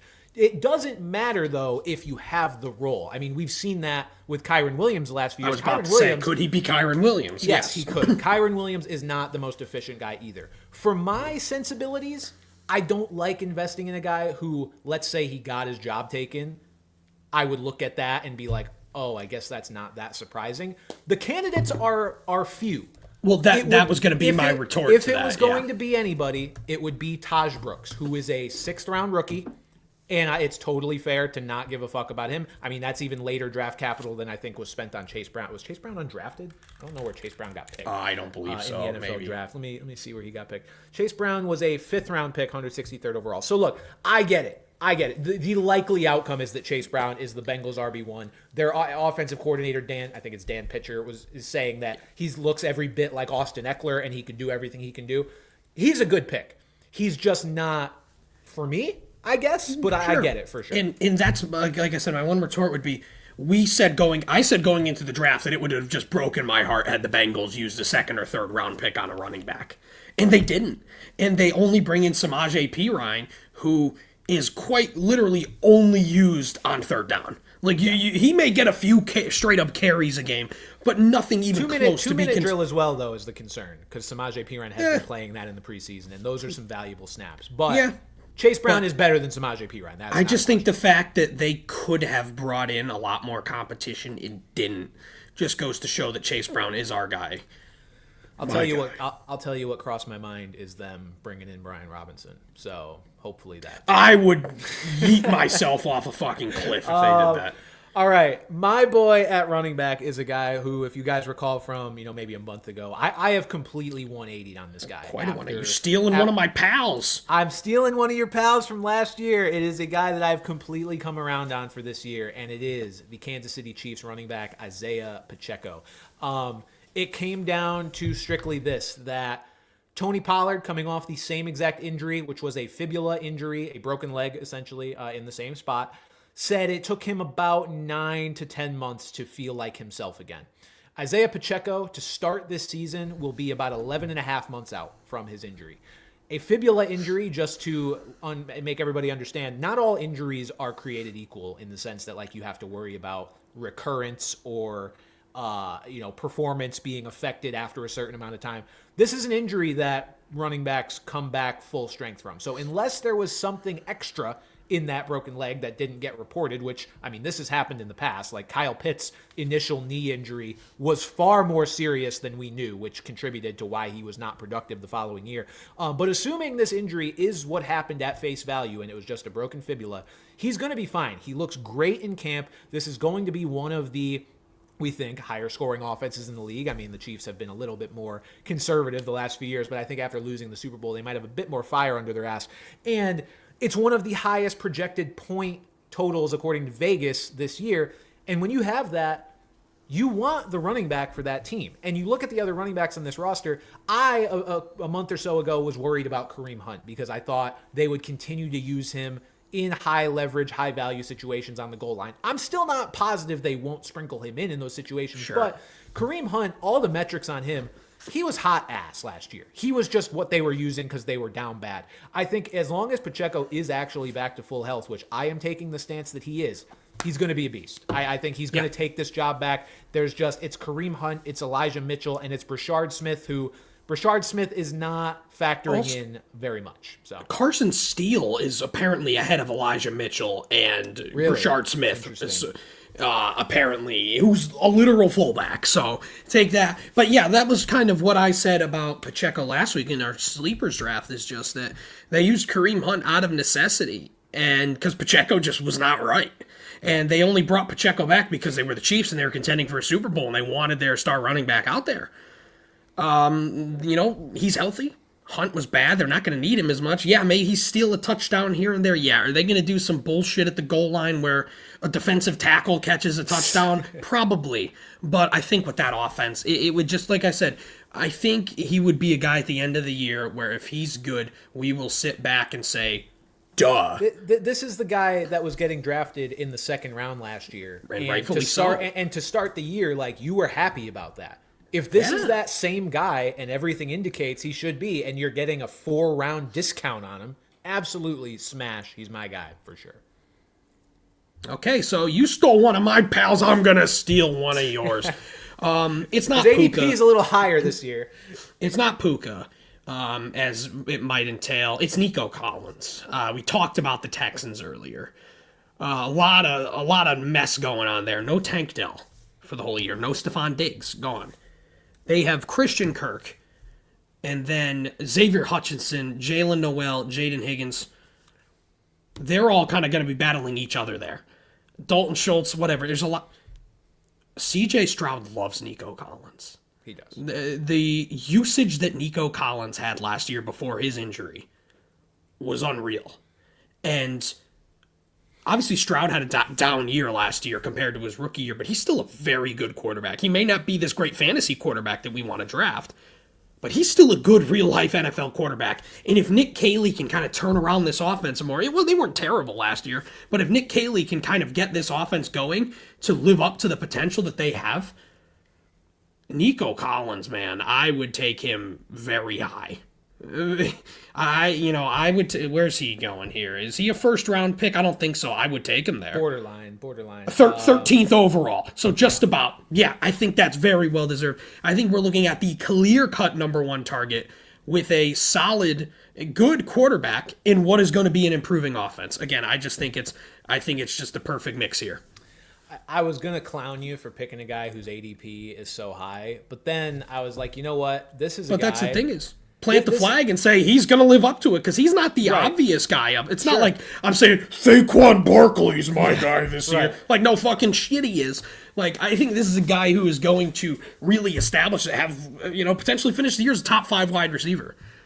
I think you should go. I think you should commit even more because the reason I wasn't going to clown you on it is I think Nico Collins could easily finish as the wide receiver 1. Period. He could lead. He could lead the league in receptions. I don't think people are acknowledging that possibility enough. Like, Pat, I'm not exaggerating when I say after Jamar Chase, he might be the first wide receiver I take. Like, the offense he's in, the lack of target competition that he has. It's not crazy. The only thing that gives you a little bit of pause is the injury history with the soft tissue. He's got a hammy thing going on. But, like, this is This is modern day Julio Jones. Like that's what this is. And I think he's just quieter. I don't know why he doesn't get the pub that he deserves, but Nico Collins could so easily finish the year as the overall wide receiver one. Yeah. And I don't think people are acknowledging that possibility enough. You take him anywhere in your draft, and I won't think it's a crazy pick. Literally anywhere, other than maybe first overall. Maybe. I think I would still take guys like Jefferson, Lamb, and even Neighbors over him, but he's right there. He's right there. Lamb, yes. Lamb probably gunned him out. Honestly, I'd take him over Neighbors. No. I'd take him over Neighbors. I don't know. I just thought about that a little more. Yeah. All right. My Brand's boy at wide receiver. What this pick comes down to is don't be a pussy. Don't be scared. Don't be a little bitch. It's Travis Hunter of the Jacksonville Jaguars. Pussy. Not surprising to anybody that has followed my discussions of him throughout the preseason and offseason. This comes down to Travis Hunter is really fucking good at football. I think people are overlooking that a little bit. And this, if you guys will recall, this was my main argument for Brock Bowers last year as well, which was that he was just that good at football. People had seemed to have forgotten that Brock Bowers was this, like, the best tight end prospect we had seen come into college in years. He was a guy that people were talking about. He shut the fuck up. He was a guy that people were talking about throughout his college career as, like, this is going to be a guy that's a monster in the NFL. And then he got to the Raiders. He got picked by the Raiders, and it was like, nobody fucking cared. And I was like, did you guys forget that this was supposed to be like the generational talent at the position? And he was, and he played like it. Travis Hunter is the same thing with the added caveat that he's going to play some defense. And I understand that's scaring people off. I'm telling you to use that fear to get a guy at a value who legitimately has the raw talent level of a Justin Jefferson and got picked with a top, second pick in the NFL draft? He was second pick. Second pick in the NFL draft that they traded a future first rounder to go up and get. I am telling you guys right here and right now that Liam Cohen, coming in his first year as head coach, did not agree or sign off on it, trading a future first round pick to have the guy play corner that much. Like, he's going to play some corner for sure. He's going to be a featured piece in this offense. He's really good. He played 11 of 12 snaps with the starters in their first preseason game. He obviously sat out the second with a minor injury. Not a lot of competition here besides BTJ. And yes, BTJ is some great competition, but you can overcome that and be a productive player. Hell, he could be the one, and I wouldn't be shocked. So don't be a bitch. Draft Travis Hunter. He's fucking really good at football. God. The talent is obviously there. We're talking about a guy who would have been a top 5 pick even if he was only a wide receiver. Like, right. His ADP would have been like second round if that was the case. So it would be. But yeah, the question is just going to be how much does the defense play into that? And you might be looking like you're going to be on the right side of history here. Who knows? You actually stole my pal for tight end here, actually. I let you go first, and I was going to pick your guy. So I went back to the guy that I talked about last week in the Sleepers draft, Tucker Kraft, for my pal for the year. One, because I don't like the tight end position at all this year. Every year I'm the optimistic guy, like, oh, this is the deepest tight end field we've seen in all. No, it isn't. It never is. It never fucking is. Which means this year it is, actually. But the good ones are going too high for my liking. And then basically everybody beyond past Laporta, has something that scares me. Tucker Kraft, the thing that scares me about Tucker Kraft is that Green Bay has about 75 different guys they could throw the ball to. And they literally will. They will throw the ball to everyone eligible in a game if they have to. But I think what makes me like Tucker Kraft is we talk about it all the time, the top 2 target on your team. He could be the top 1 target on that team. Like, they draft Matthew Golden with a first round pick. Like, yes, I think he's going to be very involved, but they don't have an obvious guy that you look at and say, he's going to lead the team in targets. He's going to lead the team in production this year. I don't think it's going to be Jaden Reed. It's not going to be Bath Buddy Romeo Dobbs. It's, Christian Watson. Again, these guys are all going to eat into each other's work. But again, you have to look at positional value as well. The fact that Tucker Kraft is a tight end. And yeah, while, as a pass catcher, it may not look all that impressive, as a tight end, it could be very impressive. I think the fact that we are talking about a potential number 1 target in a very good offense, granted a run-first offense, but a very good offense, who's currently going at tight end 11. going at tight end 11 over behind a guy like Evan Engram, who's getting rotated out for Adam Troutman. Yeah. And 50-year-old Mark Andrews, who I do like. Like, that's the thing. The fact that, we're not viewing Tucker Kraft at his potential ceiling here is, somebody said that's Luke Musgrave's theme music. God damn it, you're probably right now. But yeah, that is why I'm going with Tucker Kraft. I would have gone with Brand's boy here, but he is now a boy instead of a pal. So yes. Take it away. Yes, my boy at the tight end position. It took me a while to come up with one as well because I do not feel as strongly about any of these late round tight ends this year as I did about Brock Bowers last year. Nope. But if you're looking for that sort of upside and still also a floor to go with it, I do think we keep this rookie tight end train rolling of rookie tight ends every year being good after apparently they just couldn't do shit for like 2 decades straight. It's Tyler Warren. It's not Colston Loveland. It's Tyler Warren. I made this decision as the Daniel Jones thing got announced, and then that only helped my case.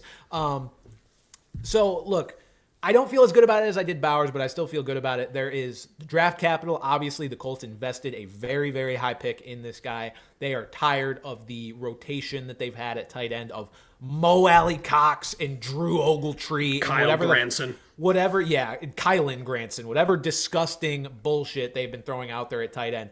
And that is reflected in the preseason, Pat, because they have not dragged this guy off the field with the first team. Again, we mentioned it earlier, but he's been on, the Colts starters have played 35 snaps this preseason. Warren has been on the field for 34 of them, and in those snaps has put up 4 catches for 65 yards on 6 targets. They're going to need to physically remove him from the field, it seems. They are. The Colts are going to be having to play from behind. They're not going to be very good this year. Everything lines up for Tyler Warren to have a real chance at being not only a top 2 target, Pat, but he could be their top target, and I don't think it would be all that surprising. He's the only Colts pass catcher that I'm interested in. Yeah, even with value for Michael Pittman, I still, again, positional value matters. And I think the fact that you're right, Warren could be the number 1 guy. And it's like Shane Steichen did use tight ends in Philly when he was there. He hasn't really in Indy, but they haven't had a Tyler. They haven't had anything in the same goddamn stratosphere as a Tyler Warren. So the fact that they said, we're going to use a top pick on a tight end, a position that we don't use a lot, just goes to show that, hey, they're ready to go all in. So I'm with you entirely here. And as much as I wanted to be out on Warren just because I hate the Colts offense, and I want to, warn people here that I do not think he, again, is as good as Brock Bowers, but I compare it to the Bowers situation of, he had Aiden O'Connell and Gardner Minshew last year. He ended up being good because his talent just spoke for itself. And that was in an offense that had Devontae Adams to start out last year. So I think Tyler Warren can be a guy. They did, didn't they? They did to start the year. He got traded midseason. I'm very excited for Tyler Warren, and he's really the only guy outside of the top, 5 tight ends that I think has true top 5 upside to crack into it. So I'm going to go with Tyler Warren. So that will wrap up Brand's Boys and Pat's Pals for this year. Pat has Bo Nix, Chase Brown, Nico Collins, and Tucker Kraft. Bran has Drake May, Isaiah Pacheco, Travis Hunter, and Tyler Warren. Draft all of these guys, and you will win your leagues. Maybe. Except for my 4. Don't yell at us if you don't. And hey, Bran, guess what? We've only got one more podcast until you and I will have a fantasy football team. This is true. A scary thought, truthfully. That's how I've been counting down the weeks. How many podcasts do we have left before we are in? I don't even know where we're going this year. Somewhere in New York. We're going to be in a lake. I'm going to be at the bottom of the lake by the end of the weekend after my team. We're drafting from the Hudson. No. Yeah, it's been weird that it's kind of snuck up on us because I still just don't have my stuff here yet. The movers have not come yet. We've been in our house for 3 weeks and they have not come yet. They're coming Monday, which is great. Allegedly. Allegedly. But yeah, it's crazy how much it snuck up on us. I'm starting to kind of nail down a draft strategy, some targets, hopefully. And, it's getting real here. It's getting real. But hopefully you guys enjoyed the show, enjoyed the advice. We will be back here for now at 7:30 Eastern time next week. But we are moving at the start of the season for week 1, 10 a.m. Eastern time, brand coverage. And it may not be Labor Day, but it's still going to be a very popular drafting weekend this weekend. So good luck to all of those of you who are drafting before our next show. And we can't wait to hear about your teams in the chat next week. Absolutely. But that'll do it for this week. For Pat Gustafson, I'm Brandon Carney, and we will see you next time. I didn't say anything sexual today. Bye-bye. Or did I? I don't think that's true. I feel like you said some shit. I don't remember. Maybe you just bullied yourself and swore at yourself. All right. I called myself like a fat, stupid piece of shit, I think. We've got 16 donations here. Thank let's you, everyone. Motor through some of them. Thank you guys so much. Motorboat through these things, yeah. I wrote a script, or I recorded a video where I said I was going to motorboat a hornet's nest. So motorboating is that's funny. Right now. That's a good analogy. Raiden Bolt 68 with $2 said, "All aboard the football train. It's time to do this. Let's do that football. You know it's it. time." Alex with 199 said, "Yeah, he bought a home." Yes, I did. I did indeed buy a house. Lucian $2 said, "Future Houston Roughnecks quarterback Anthony Richardson." I don't think he's going to fall that far. if he's lucky, honestly. Oh my goodness. Lucian with another 2 said, "Favorite rookie with BT initials, Bishop." He's gonna. Is there another B? I keep talking. I'm gonna look it up. I mean, there was Brian Thomas last year on the same team, but right now, yeah, I don't know. Boogie Toots. No, probably not. Alex at 499 said, "Keep your dirty paws off Trey Brand." Also, the early season Bengals are the only reason Gerard Mayo can say he once had a winning record as a head coach. Yeah, the Bengals losing to Gerard Mayo last year, week 1. What the fuck, man? Tough look. You really also fucked our draft position there. I mean, we got Will Campbell, so I guess it's fine. We really needed him, but we didn't need that win. What the fuck, man? Camden with $10, thank you, man, said, "Is Chase Brown worth a top 10 pick in fantasy with this hype? Or should I wait till the second round to draft him? And should I invest in a Broncos wide receiver for fantasy, or will the inconsistency be a problem?" Chase Brown is worth a top 10 pick if you want him. I'll say that. That's the thing, is it obviously depends on where you pick. I think this is such a loaded first round that I would say no, even though how much I love the guy.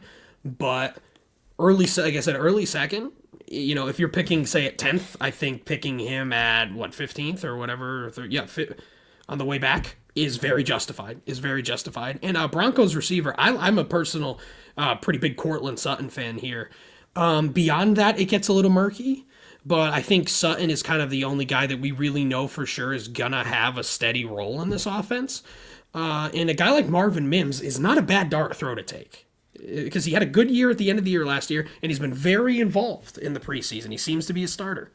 I don't like the Broncos wide receivers if your goal is consistency. I don't think any of them are really going to be consistent. Courtland Sutton is a guy that we've mentioned on the show. There is a large likelihood for regression if he doesn't find the end zone as many times as he did last year. And maybe he will, because the Broncos offense is just better than it has been in, his prior seasons. But the yardage really wasn't there for Sutton. And I think with what Marvin Mims did at the end of last year, with them bringing in Evan Engram, with them, with Troy Franklin may have taken a bit of a leap here. He's been flashing this preseason.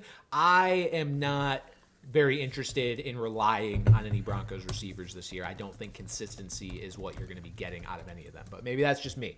Omega with $4.99 said, "Browns fans aren't happy that Sanders, a 5th-round pick, isn't starting immediately. It's not racism. He beat the Panthers. Should we hang a banner?" I haven't seen people call it racism, but yes, the considering Browns they traded winning for Deshaun Watson, who was a piece of shit, and started him relentlessly for 3 years despite him being ass. So yes, the Browns winning a preseason game, though, does warrant a banner hang. I will say, it does. Branson Taylor, offensive tackle for the Chargers, is my favorite rookie with the initials BT. I went through every pick. I'm in the 6th fucking round here, and I found that. But Shador is a 5th-round pick still. He's had some oblique soreness here, some shoulder soreness. Of course, he's not going to start right away. But I think the fact that that's even a conversation goes to show you that he will be their quarterback. And so he is the next man up. It's not Kenny Pickett. It's not Dylan Gabriel. He's the next man up. So yeah, Browns fans, I get it, but you're the Browns. You're not going to be good either way. Lucian with 5 said, "I asked this kind of question last year. Pick your quarterback. Danny Dimes, Joe Flacco, Tyler Shuck, or Russell Wilson." Oof. Is this fantasy or real life? I'm assuming real life, because fantasy just... if it's real life, Russell Wilson. Yeah, I'm with you. I think it's by a decent margin, actually. He's not, for posterity's sake. Fantasy, are we going Danny Dimes because he can run?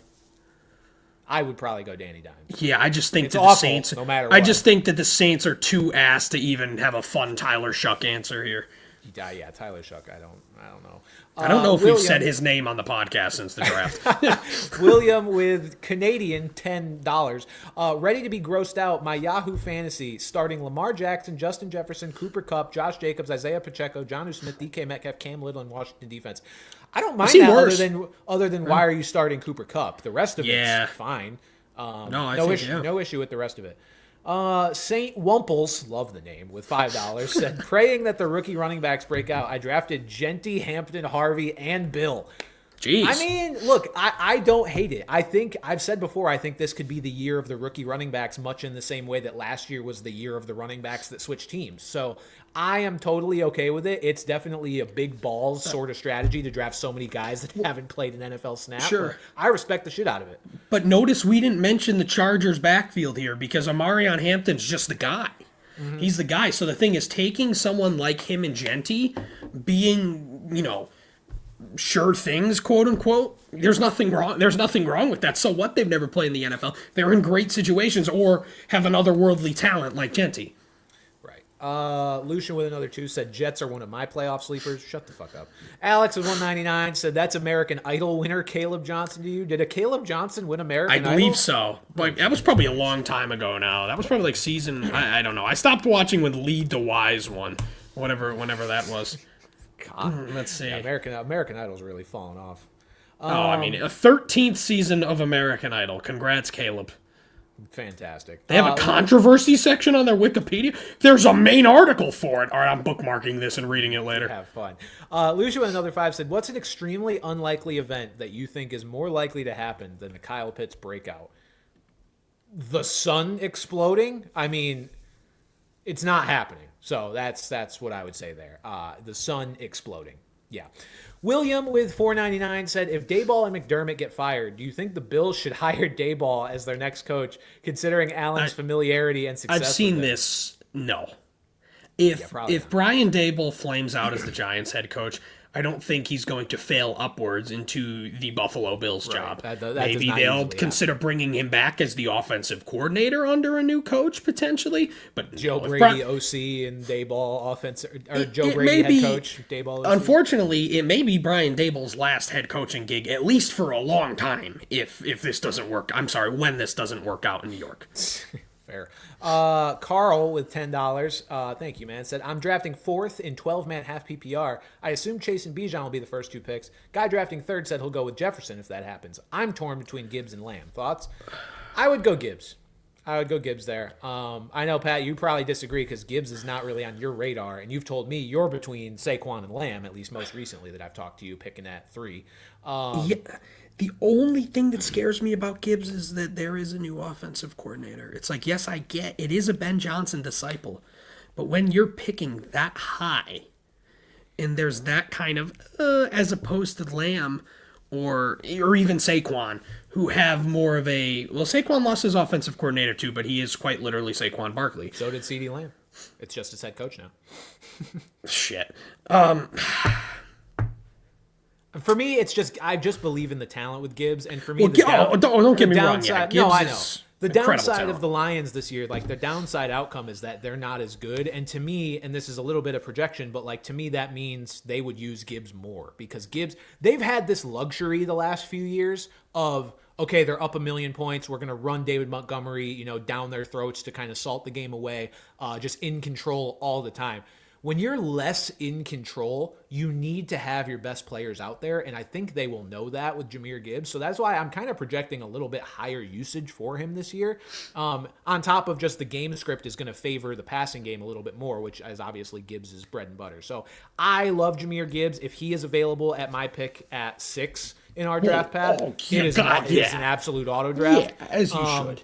But I would go with him. I would go with him 3rd personally. So. Puka Glazer with $2 said, Puka Offensive Player of the Year 2025. Excited for the draft tomorrow. Yes, our Vampire League draft is tomorrow. So we will keep you guys updated on how that goes next week. That's going to be the funny names that we draft and then the funny names that we end up having to have on our team when it's all said and done. I just realized you and I are going to have to make a team tomorrow night too. Jesus. Oh, God. Correct. Omega with 199 said, can we talk about the new kickers this preseason? I mean, no. I'll be honest, I don't know. I don't know. The Patriots have a new kicker. It's Andres Borregales. Beyond that, I don't remember who the kicker is. I think the Panthers have somebody new because I know they had Pinheiro last year, and he's not there. Eddie Money. Let's see. I think I've got a list here somewhere. Kicker. Yeah. Oh, Matthew Wright. So they're just shuffling. Kicker, let's see. Let me see if there's anybody I've never heard of. Well, Spencer Schrader's with the Giants now. He was good filling in for Alpha Boy in Kansas City last year. Should be good with the Ravens. We mentioned him before. Of course. Chad Ryland, your boy in Arizona. Fuck him. He's been there, I think. Joshua Carty was there last year. Will Reichard was there last year. Blake Group. Yeah, I think Joey's turnover. Matt Gay is new in Washington, and Joey's not with the Commanders. Yeah, and I don't hate that because again, good offense there. Joey Sly's in Tennessee, but I don't think the Titans kicker is anywhere you need to go even close to. No. So. Yeah, if there's any, I mean, if you're looking for a sleeper kicker, don't. But Tyler Loop, I guess, would be the answer there probably. Not Tyler with 199 said thoughts on AJ Barner. He's my last round sleeper. Apparently, apparently he seems to be the guy in Seattle. Does that mean anything? Is the question. Because you could say like, you Clint this Kubiak, prospect breathing down his neck, and bleeding down his neck too, and bleeding down his neck. Like that doesn't feel like a tight end I want to take late personally. Yeah, I think you have better dart throws there. Yeah. Tyler with $5 said, been doing fantasy since 2021. Proud to say I've never drafted or had a Chiefs player on my team at any point. Hating is a lifestyle, not a mentality. Our buddy Dan is similar to that with Green Bay Packers and he knows it goes against his conventional wisdom, but dedicated to the hate. And there's not a team that I hate that much. Like I'm not like some like Raiders fan where I'm like, going and rioting at other stadiums or whatever, or being in prison like other Raiders fans. So like I don't have a team that I hate to the point where I would even think about doing that. I don't hate teams. I just think certain teams are going to be fucking ass, so I don't touch them, which is like a more logical reason. Sure. So there's no team that's like against literally the best team in the last however many years. I fucking hate the Chiefs. I do. Sure. Modern day Chiefs I hate, but Isaiah Pacheco's my boy. All right, we'll answer a couple questions now that we're done through the donation questions from the general chat. If anybody still watching has some questions, we will answer a few. Got one here. Before we sign off for the day. Josh says, do you guys think that Chuba was a good pickup? Yes. I think the only thing that's gone against him is that Rico Dowdle's played a lot on third down. Like we talked about when we talked about Chuba a few weeks ago, he didn't do it anyway.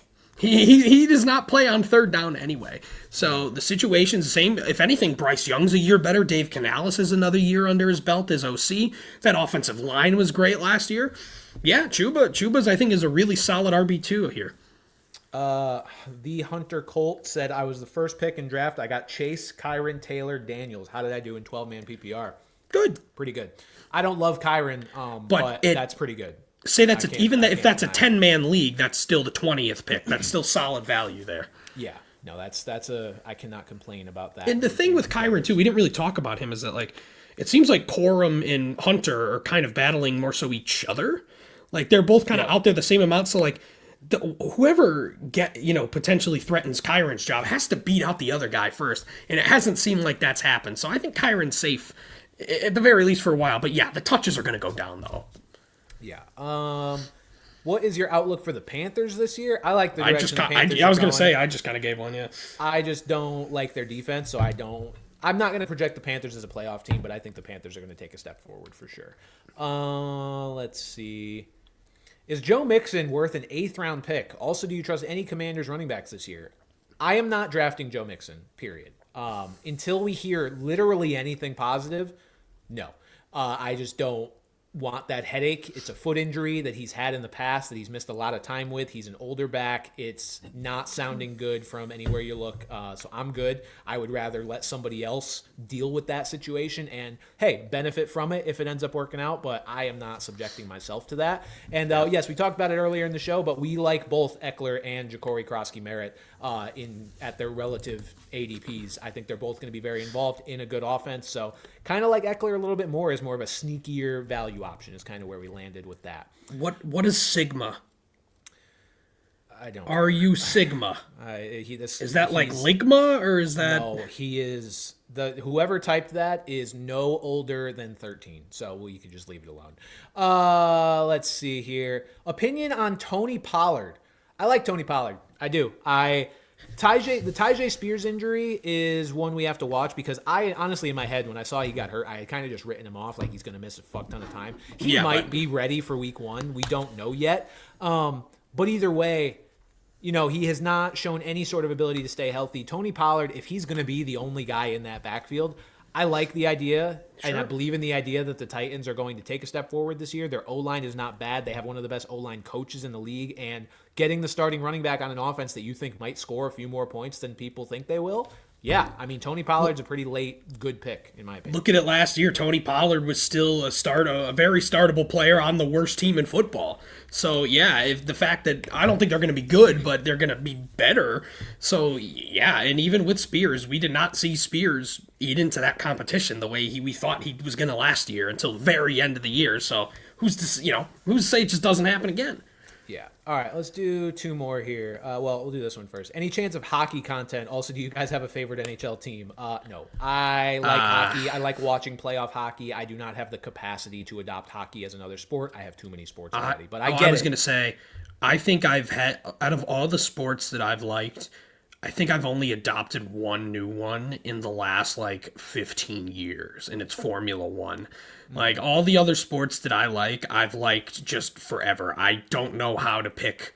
I just don't have time. I don't have the mental capacity for another sport. I barely know what's going on in baseball and basketball these days, and I like those sports. I'm trying so hard to pick up NBA. Like I've always still been, a casual NBA fan, and even trying to pick that back up has been difficult. And that's a sport that I still know a lot about and care about.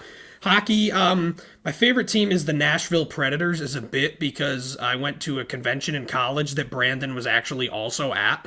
And we got some Predators I have a Predators drawstring bag as well. So my roommate and listener of the show, Brett at the time, who's a hockey fan, he's like, "Oh, big Preds guy." I'm like, "Oh, big Preds guy." Big guy. I don't think I could name a single player on the Predators right now. I couldn't name a single player that's ever played for the Predators. All right, we'll do 2 more actual football questions here. Oh fuck, I don't know. Deshaun Watson. Okay. took me too long. I'm like, wait. Oh my God. DeAndre Swift and Roshan Johnson going to be the next Sonic and Knuckles? Bite your fucking tongue. No. As in, absolutely not. Are they going to be adapted into cartoon characters? No. Maybe. That's Gibbs and Montgomery's bullshit. No. Shut the fuck up. Absolutely not. Neither of them are good enough. No. Favorite game day food? I love a good buffalo chicken dip. Me too, man. Favorite game day food? I'm right there. I love me. I don't really have a favorite. I don't have a thing where it's like, oh, it's game day, gotta eat this. I just kind of eat what I feel like eating that day. Pat's favorite game day food is my nuts when I beat him in fantasy. I'm a big in general though. I am a big buffalo wing guy though. You're Jay Timothy's in Plainville, Connecticut. Phenomenal. You're a big Goblin D's nuts when Taysom Hill drops 40 on you kind of guy. I was in Disney World that day eating a Mickey Mouse shaped cinnamon bun. One more question. Fire in a good one so I can pick a good one. One more good question. We'll give you 10 seconds to fire it in. And that's I see one already.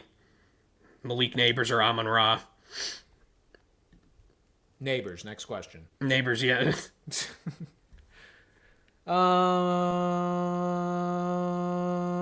Stop calling us predators. And the thing is, I'm a huge TCAP fan. I've watched I've seen all the TCAP episodes, so I just hear Chris Hansen going Predator.